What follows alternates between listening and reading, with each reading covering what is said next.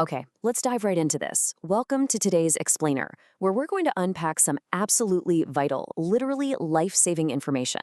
We are translating crucial medical insights from occupational therapist Misaki, someone who spent years in hospitals working side by side with stroke patients, into a highly practical toolkit just for you. Today is all about unmasking the silent signs of a stroke. And look, this isn't just theory. This is about recognizing a severe medical emergency that often disguises itself as something completely harmless. So, let's get started. I want you to just listen to this quote for a second. I thought I was just tired. If only I had called an ambulance sooner. That hits hard, doesn't it? And this isn't just a made-up scenario. According to occupational therapist Misaki, this is the tragic recurring regret of countless stroke victims. It's a heartbreaking reality because it highlights a fatal misunderstanding. People are just sitting on their couches, feeling a bit strange, and they rationalize away a life or death medical event. That right there sets the stakes for us today. We really need to know the difference between needing a nap and needing a hospital. And this brings us to a very dangerous internal monologue. What you think it is, just fatigue. What it actually is, a stroke. You know, it's so incredibly easy to dismiss a sudden strangeness in your body. Maybe your face feels kind of funny or you're fumbling your words, and your brain immediately steps in and says, man, I've just had a long week. I just need to rest. But resting is the absolute worst thing you can do when an emergency is quietly unfolding inside your brain. Now, we need to bust a massive, dangerous myth right now, and it revolves around the numbers 30 to 50. A lot of folks assume that strokes are strictly an old age thing. They aren't. No way.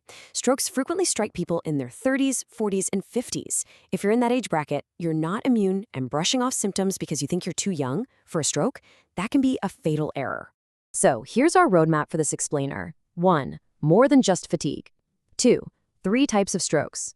3. The Be Fast warning signs. And 4. The observer's crucial role.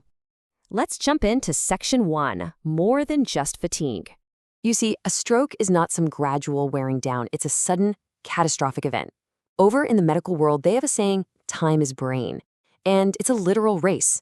Waiting around to see if your symptoms improve is, without a doubt, the single biggest mistake you can make. When a stroke hits, your brain tissue is actively being deprived of oxygen and nutrients, and it starts dying. Immediate action doesn't just dictate whether a person survives, it dictates the rest of their entire life by preventing severe, permanent after effects.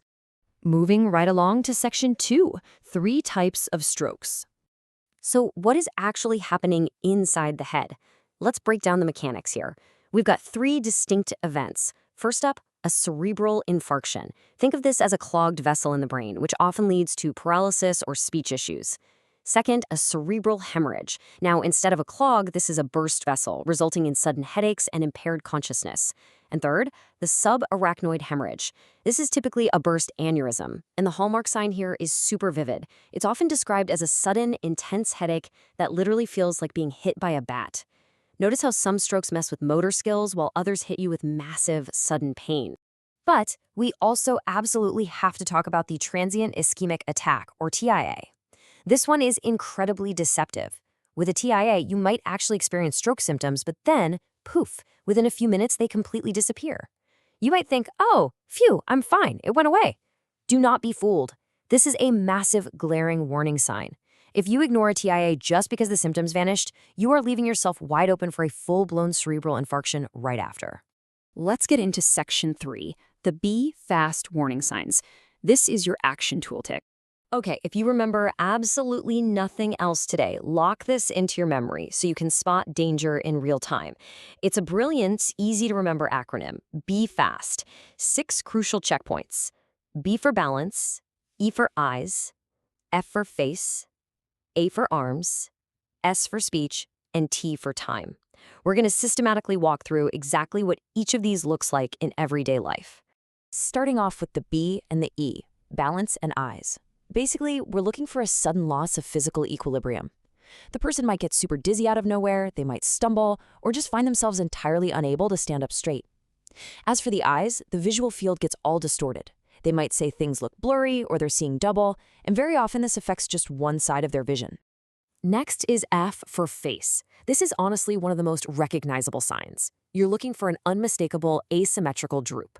If you ask the person to smile, their face will just look wrong, distorted. One side of the mouth will sag downwards and just won't move with the rest of their face. It's a glaring visual clue that neurological control has suddenly been cut off on one side of the brain.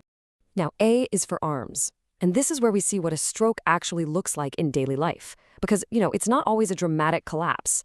It looks like dropping your smartphone because you suddenly can't grip it. Struggling to button your shirt in the morning, fumbling around with coins when you're trying to pay at a register. These totally relatable, mundane little failures, they are massive red flags. They point to a sudden, one-sided weakness, numbness, or just a dulling of sensation that makes automatic tasks suddenly impossible. Moving on. S stands for speech. This means slurring your words or suddenly finding yourself completely unable to talk at all. Interestingly enough, it also includes suddenly being unable to understand what other people are saying to you. And there's this fascinating linguistic hallmark noted in our source material from Japan. Patients particularly struggle with the sa, ra, and pa syllables. So, if everyday conversation suddenly becomes a labored, confusing struggle, that's a huge be fast warning sign. And finally, T for time. Listen closely.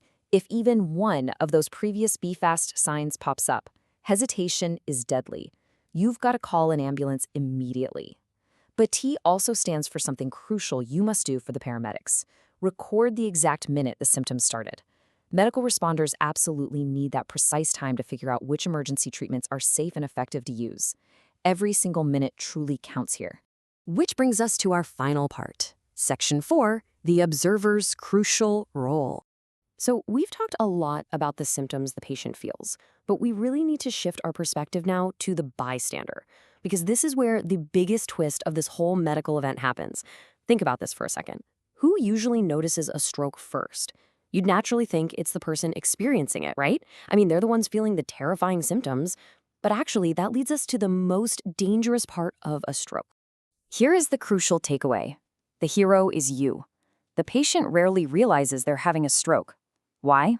Because the very organ they use to process reality, their brain, is the exact thing under attack.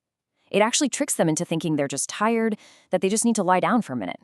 And because of that impaired self-awareness, family, friends, and everyday bystanders become the true first responders. As an observer, your awareness is literally the safety net that saves lives.